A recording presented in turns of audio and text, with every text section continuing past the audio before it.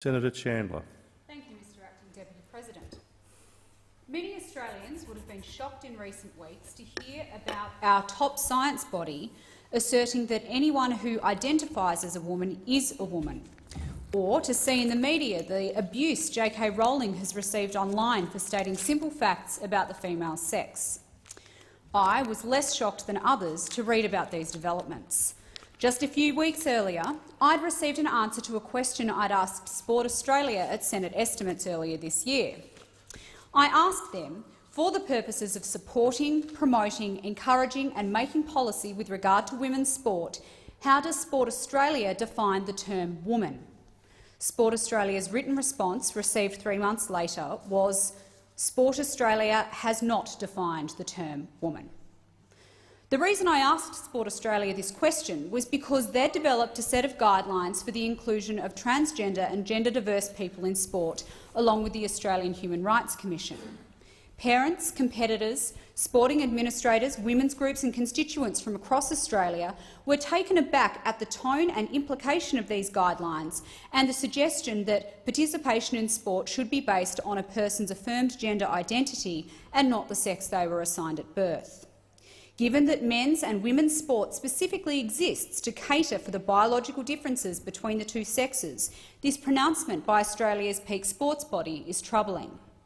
During Senate estimates, both Sport Australia and the AHRC refused point-blank to name the organisations they consulted with as part of developing these guidelines. When I queried them about the practical implications of the suggestions in the guidelines, both organisations were evasive. When I asked the acting CEO of Sport Australia if he thought young girls might be deterred from playing sport if they are competing against males, he replied, "I don't have an opinion on that." It's quite extraordinary that an agency would release a 50-page document suggesting that you don't have to be a woman to play women's sport and not have turned to your mind to what that means for women. When I asked the Sex Discrimination Commissioner about people of the opposite sex using women and girls' change rooms, she told me that she didn't accept the premise of my question and that the Act contained location-specific exemptions supporting single-sex toilets and change rooms. 2 months later, in response to a written question on notice, Ms Jenkins corrected the record to say that there is no such exemption to provide for female or male-only change rooms and toilets in the Sex Discrimination Act. For obvious reasons of privacy and safety, many Australians do not want them or their children to have to share change rooms or toilets with the opposite sex.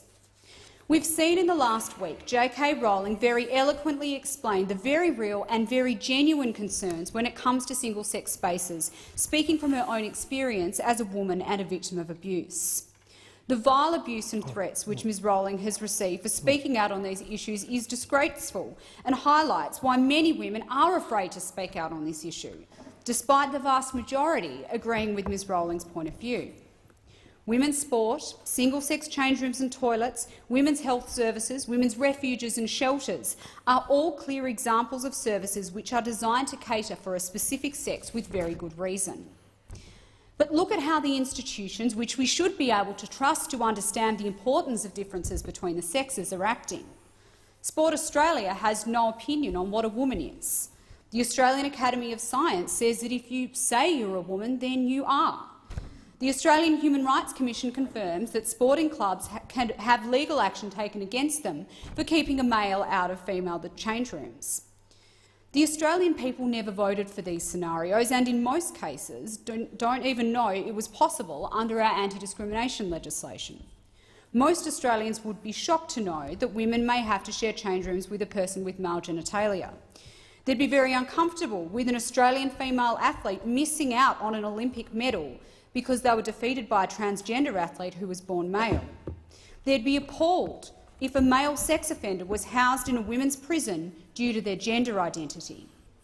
Far from being inclusive, replacing sex with gender risks denying Australian women the right to single-sex services which play a vital and necessary role in our society.